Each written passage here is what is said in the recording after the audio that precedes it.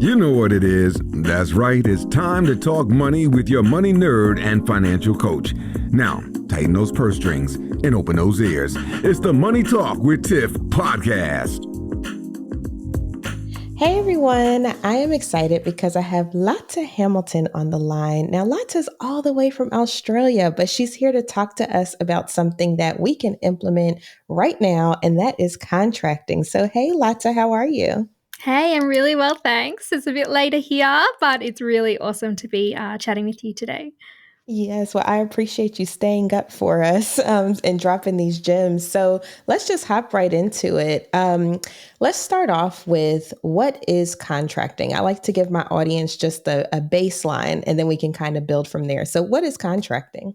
Yeah, absolutely. So, I guess when I sort of started my corporate career, I didn't even know that contracting was an option. I didn't even know that it existed. I sort of knew that there was like casual work. I'd worked in a cafe and worked in advertising agencies. So I sort of got paid by the hour. And like I kind of just thought, okay, cool, you can either get paid by the hour, casual rates, or salaried. And I didn't even know that like contracting was an option. So in Australia, there's like two types of contracts. There's like fixed term contracts, which is like a set period of time that you're working for an organization or an employer. And but then there's a different type of contracting, which like I'd literally like never heard of in my entire life. And this was day rate contracting. So, depending on where you're based, it might be called different things. It might be called like kind of freelancing or labor hire, or there might be different names for it. But essentially what it is it's like you get paid by the day. So it's not like you get paid by the hour like casual. And where I really came into it was actually around project work. So because projects are big, short, sharp pieces of work that need to be done by a particular like date and deadline, they are looking to bring together a team really, really quickly. So because of that, they're like, oh, we need to, pay a little bit more, bring people on, but not necessarily permanently. And so, yeah, contracting became a really fantastic way for me personally to actually grow wealth really, really quickly. I actually tripled my salary in the space of 3 years by doing two things: by making the move into projects, and I work in the space of change management. And then also by moving to day rate contracting. So it was a very, very lucrative move for me. Oh, nice, nice. And we do have those options here as well in the States. And so I want to ask you, how did you find these contracts? So, how did you find the people that were willing to hire you on for these projects? Yeah, it's a really great question. And like earlier on in my career, when I was just sort of starting out, I started out on a grad program, and it was very much about like you going and like applying on job ad sites and platforms and things. You applying for roles, and sort of that was kind of just like I'd heard of like recruiters and headhunters before, but I never really exactly knew exactly what they were or how they worked. Like, do you pay them, or like who pays them? How do you get one? Like, are you good enough to get one? And so in terms of like with project work especially, and especially in the change management space that I work in, so change management, if you don't know what it is, it's like pretty much anything that happens in an organization, any kind of organizational change, like a new process, a new system, a new team structure, move to remote work, move back to the office. So anything happening in an organization, we help the people get ready for that. We help them get confident, informed, and inspired around that through communications training and business readiness. So with that, because that sort of concept around the type of work that we do is really needed when it comes to project work, and because often these organizations are trying to find the right specialized skill sets for a short amount of time, actually a lot of project work is hired through recruiters. So when I first was getting my, actually the way that I even found out about day rate contracting was because a recruiter called me. I just moved into change management. I'd only been working in change management for a few weeks. I'd gotten a pay rise when I made the move to change management, and I was on a fixed term contract. So I had a specific end date, and I was being paid a salary and had a specific end date. And then I got this random call from a recruiter, like offering me this like incredible day rate. And I was like, I almost fell off my chair. I was like, what? What is this? Like, it was just crazy. I was like, is this real? Like, is this a spoof call kind of thing? And so I checked in with a colleague of mine and I just said, oh, like I got this call from a recruiter for like another change role. And it was a junior change role. Like we're not talking like, you know, heaps of levels above what I was doing. And she's like, yeah, that's right. Like that's the average for the market. And I was like, say what now? So that was how I actually first discovered it, was because a recruiter reached out to me. And I think that that's something that's really important to note, is that it's literally recruiters' jobs to find talent to fill roles for their clients. So often what will happen is a client, like an organization or a project, will go to a recruiter and they'll say, we need like this particular person or this particular skill set or this particular role, or even potentially a group of them if they're like standing up a brand new project. And then that recruiter, it's like their job to like stay ahead of the market and stay abreast of the people who are in the market, and their experience and kind of network. And like it's their role to actually often reach out to candidates or potential candidates. So they might post a job ad and get people coming in, but then they actually do a lot of outreach as well. And I can actually honestly say that 2 of my best jobs that I've ever had contracting were because recruiters reached out to me. So most of my contract roles have actually been hired through recruiters, and I always say like they can be your greatest asset. So definitely like build relationships with recruiters, get to know them, get to know the ones that are in your area, in your field, because they can absolutely be your best friend, your best ally when it comes to finding roles proactively for you, so that you are not necessarily always having to go and chase them. You can actually attract fantastic work and fantastic roles to you. And now that you say that, when you say attract these recruiters, like what tools are you using? Like, was this through LinkedIn or was it another platform?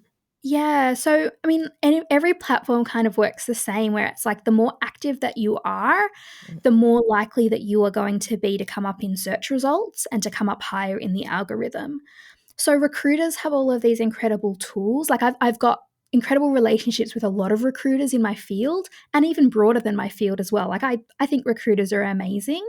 There can be, obviously, like every profession, there can be some out there that maybe aren't as relationship building, but actually a lot of the ones that I've worked with, especially in the change management space, have been absolutely incredible, really like cream of the crop in terms of the work that they do.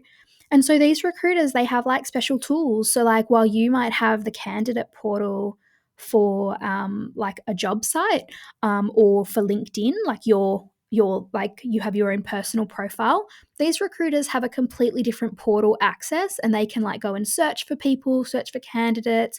So I really highly recommend that you just always like keep your information up to date. And when you have gone through and like updated on a job site or updated information on LinkedIn, or when you're active on LinkedIn, you're more likely to come up in recruiters' algorithm and recruiters' search. So then you're top of the list when they've got a great role and they're looking for somebody to place.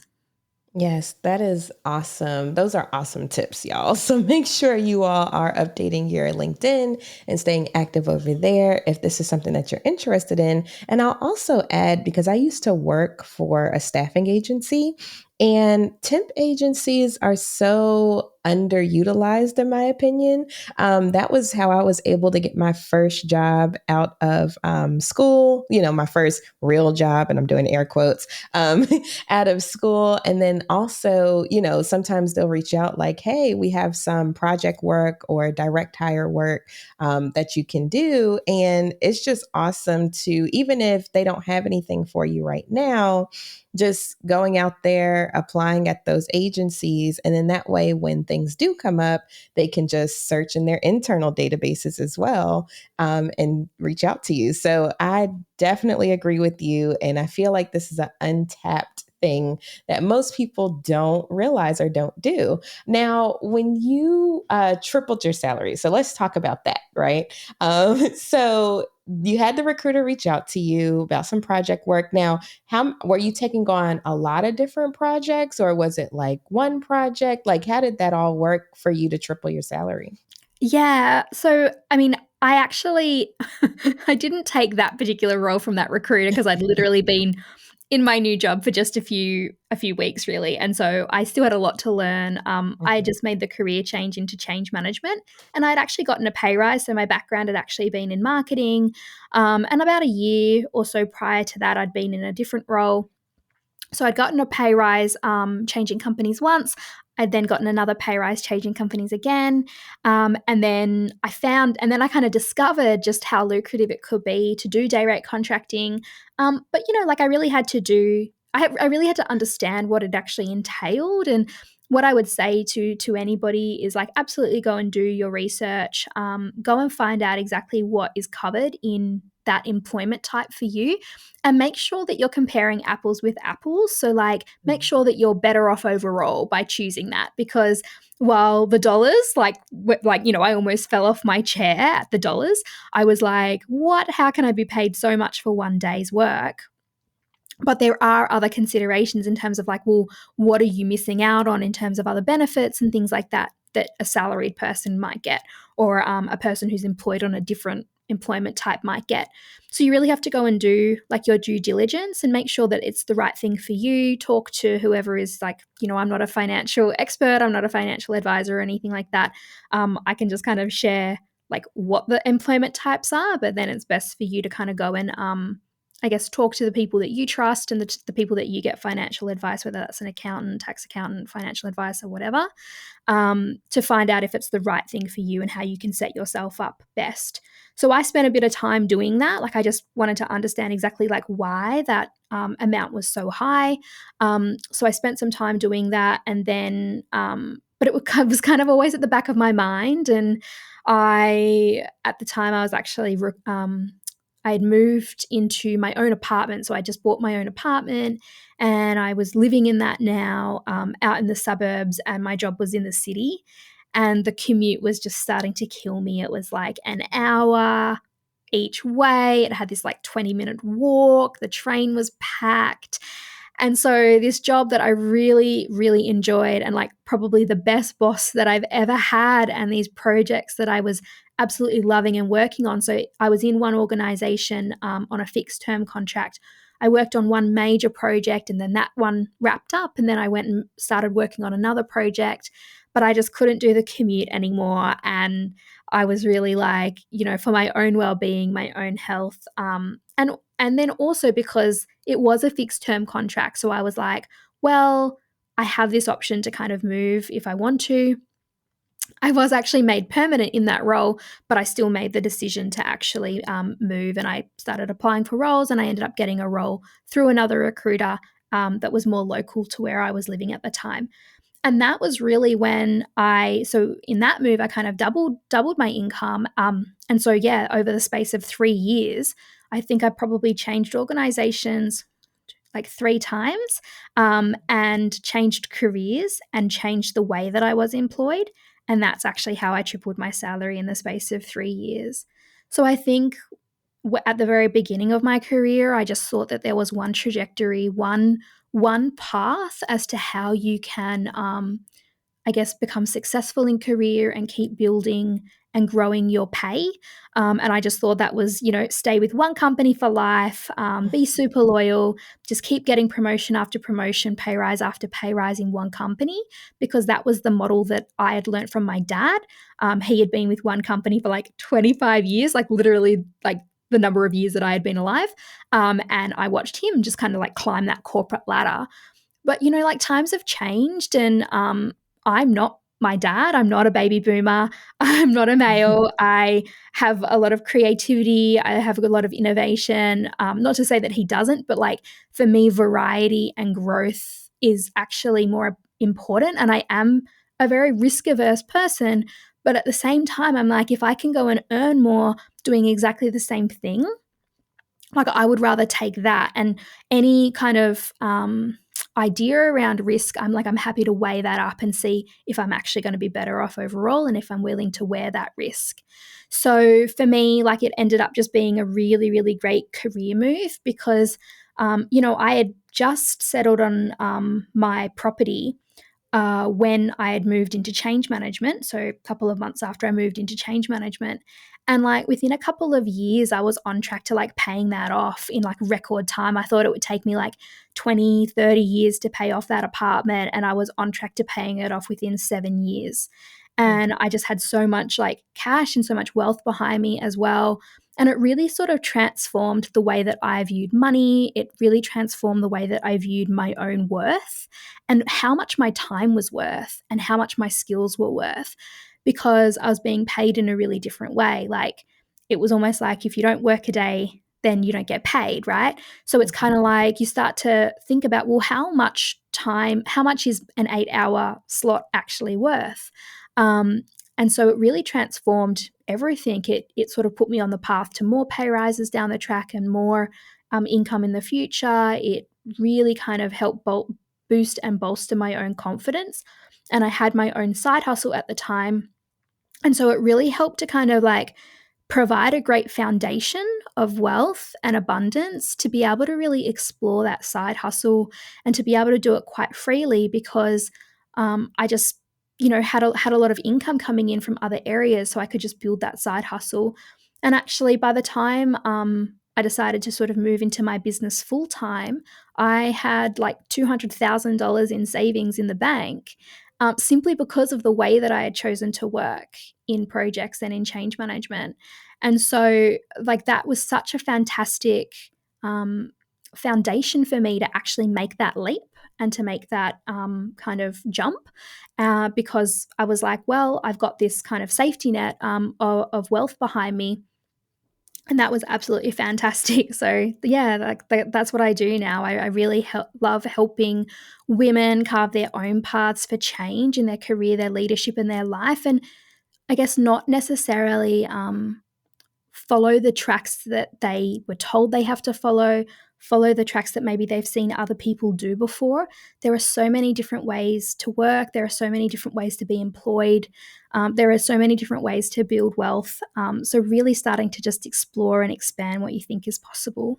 Yes, I love that. And I am a firm believer in giving yourself pay raises, i.e., just, job hopping, what they would call job hopping. But really, I'm like, for me, that's exactly what I did as well in my career in HR before I went full time as an entrepreneur.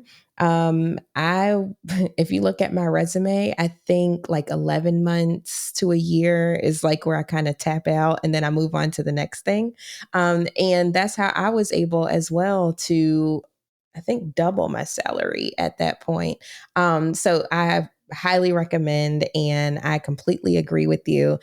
The only thing I would add is if you decide that you want to do this moonlighting, so like you have your day job and then you just want to do this on the side, just putting on my HR cap real quick, make sure that it's not a conflict of interest with your regular job. Make sure that you didn't sign anything that says that you can't do it. But if not, then by all means, if Yeah. you can do both. But I just wanted to put that word of caution out there as well, because I've seen where people have tried to moonlight and then they lose their job just because it was a conflict. So just make sure you're covering yourself. Just wanted to add that. But thank you so much, Lata. And I want people to find out more about this and find out more about you. So where would they find you if they were interested in exploring more? Yeah, so you can absolutely find me at latahamilton.com. And I actually have a 5-step career change formula. It's like a free guide, the underpaid and overlooked coaching action guide. So it's got my 5-step career change formula where you can actually has scripts and like a 5-step career change formula to really help you go for that next pay rise, that next promotion, or that career change. So you can get that from latahamilton.com/worth it. And obviously, you can find me on LinkedIn. I love that. Give it to me. I'm worth it. No. But thank you so much. Thank you so much. And if you all did not catch that, I will put that in the show notes. So make sure you check those. And thank you so much, Lata. I'm going to go ahead, even though I'm not in corporate, I'm going to go ahead and download that as well, because I'm just curious and I want to see what I can be doing better, even as I take on projects and contracts. So thank you so much. And I hope you have a wonderful rest of your day. Thanks so much, Tiff. Bye. Thank you for listening, joining, and being a part of the Money Talk with Tiff podcast this week. You can check Tiff out every Thursday for a new Money Talk podcast. But if you just can't wait until next week, you can listen to previous podcast episodes at moneytalkwitht.com or follow Tiff on all social media platforms at Money Talk with T. Until next time, spend wise by spending less than you make. A word to the money wise is always sufficient.